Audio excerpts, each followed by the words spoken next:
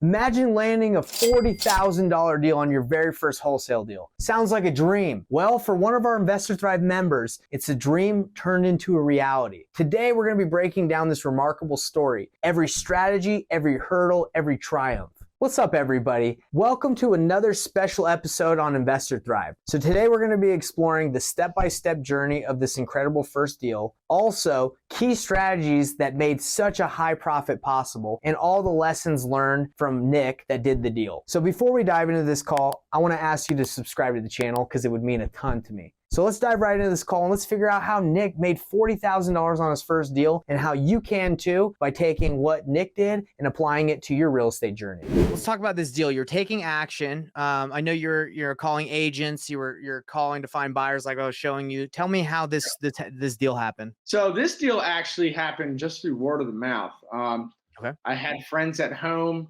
who knew what I was doing. They knew kind of that I was investing in real estate and helping. A lot of people thought I was flipping at the start, but then they realized, I'm doing this new thing called wholesaling. And a lot of people don't know what that is. Right. Believe it or not, a lot of professionals in real estate who've been in it for 20 years plus don't even know what it is. Right. I mean, I usually have to explain it to someone new at least once a week. So this deal actually came across as an old friend of mine. He pretty much reached out to me, was like, "Hey, Nick, listen, my mom, she has dementia now. She's going to a assisted living facility, and I need help with the house. Big house. It's what he grew up in." I was like, "Okay, I'll see what I can do." And he's like, I don't have time. He's a police officer. He's very busy.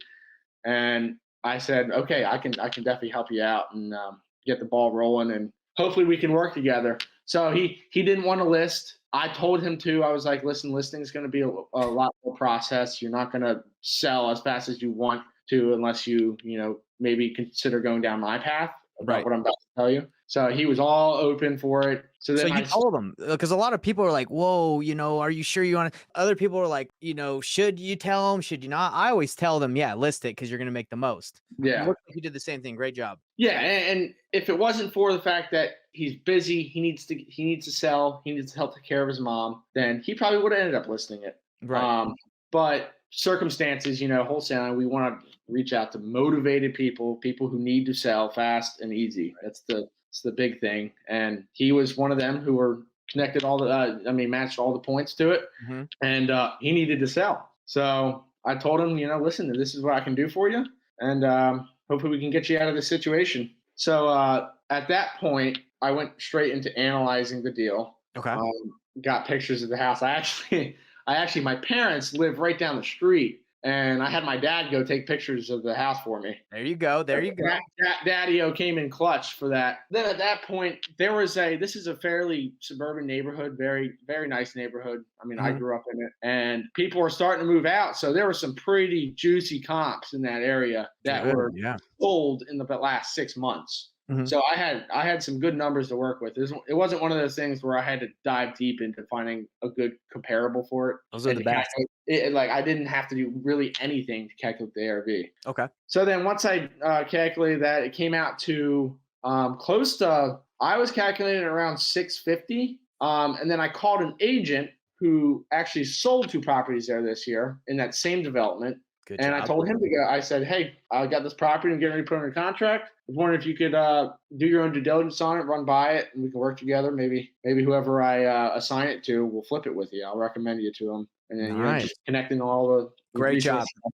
Networking skills on point right there. Yeah. And then he's like, "Yeah, sure, no problem." So he did his due diligence, and he came back to me, and he's like, "Hey, man, this property is worth, if it's fixed up, $740. Wow. $750. So my numbers were a little off, but in a good way. He told me, yeah, this is how much it's worth, and it was a good neighborhood. The house was taken care of. It probably only needed max $40,000 in repairs, basic cosmetics, flooring, paint, maybe cabinets.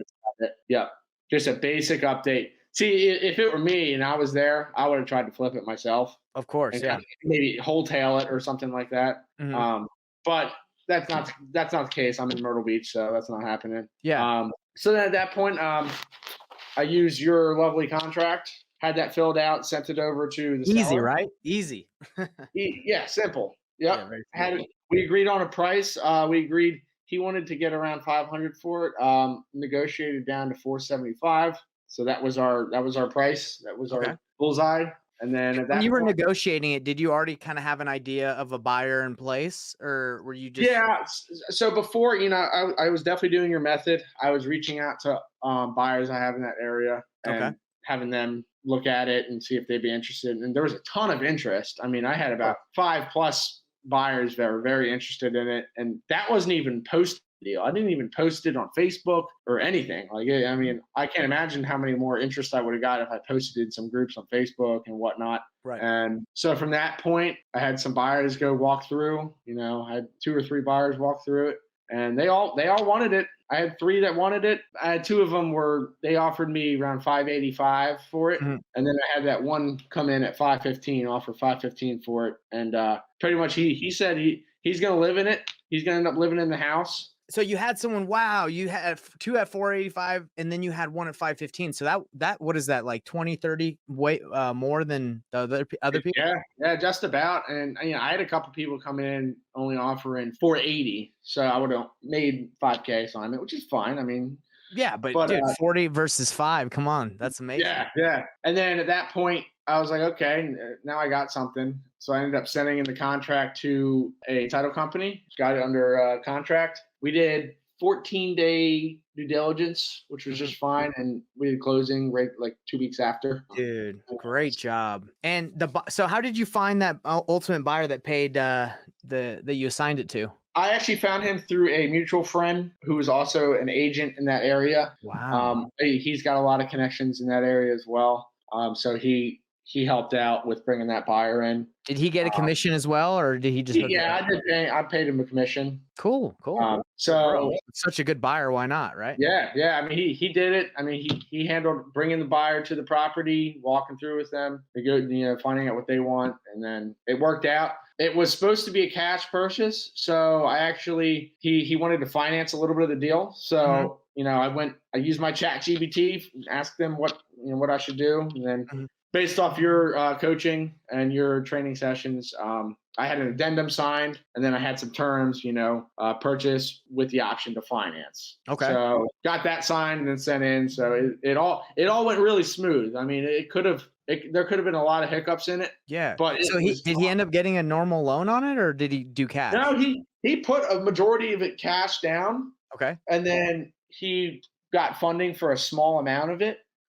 Interesting. So yeah, it was just, and then he's planning on living in it for now and flipping it. Well, those are your best buyers, the ones that are willing to live in there while they fix it. They pay top dollar, as you can see with the other guys that came in lower. It's about finding the best buyer, right? Because you just explained to us that majority of people came in at 490, 485. So you're making like a 10K, 15K. But then through your networking skills, through reaching out to people in your sphere, you're able to find someone that paid, instead of getting 10 or 15K wholesale fee, which is good, you made 40 because you were really resourceful. Amazing.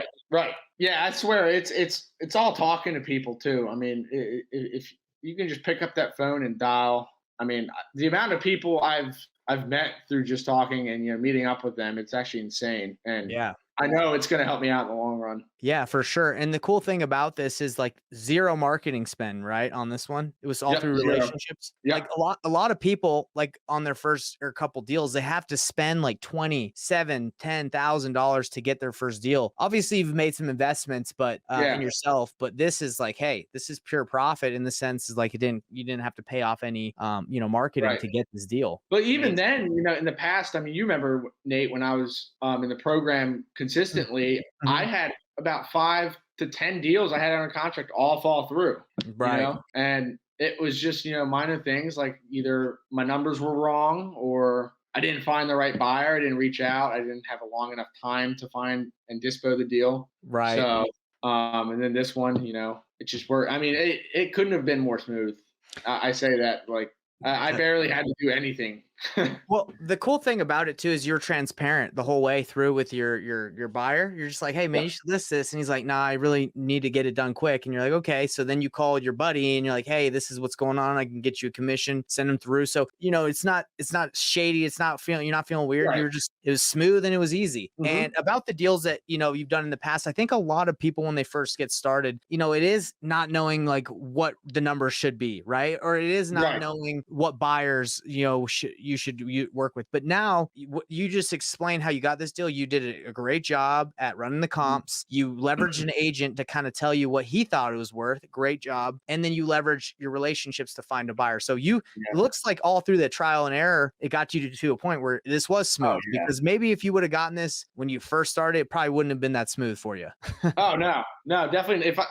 If this fell in my hands when I first started, I can almost guarantee you I would not have been able to close. I would have messed something up. I would have done something wrong, and I can almost guarantee I would not have been able to close. And how cool is that now through the experience that you've had since you've gotten started? Now it's like, dude, it was smooth because it's not that it was smooth for everybody. Like you just said, it was smooth because of the things you went through and what you learned, which is amazing. Right. What'd you think of that video, everybody? Freaking awesome that Nick was able to do $40,000 on his first deal. My first deal I made $5,000, so Nick crushed it. What'd you think? Leave a comment below so I can know exactly what you thought. It means a lot to me when you engage because I really want to know what you're thinking and what you think of the video. See you on the next one.